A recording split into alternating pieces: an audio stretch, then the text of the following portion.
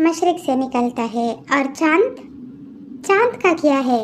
वो तो कहीं से भी निकल सकता है, कभी खिड़की से, कभी दरवाजे से, और अक्सर ब्यूटी पार्लर से।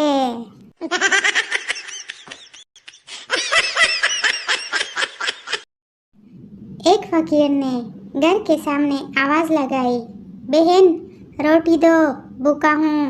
अंदर से आवाज आई, तेरी बहन मैके गई हुई है, आज तेरा बहनोई भी भूखा है।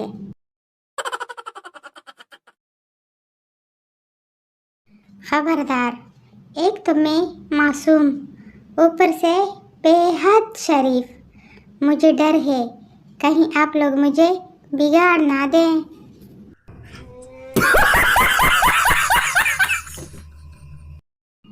ए काश न्यूटन के अम्मी अबू ने इसे सिखाया होता कि गिरी हुई चीज नहीं उठाते, तो आज हम ख्वार ना होते।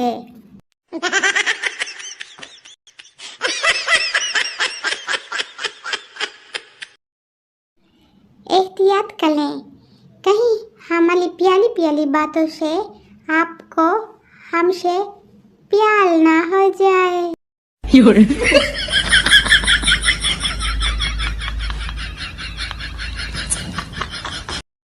एक दफा एक डाकू एक घर में डकैती के लिए घुसा।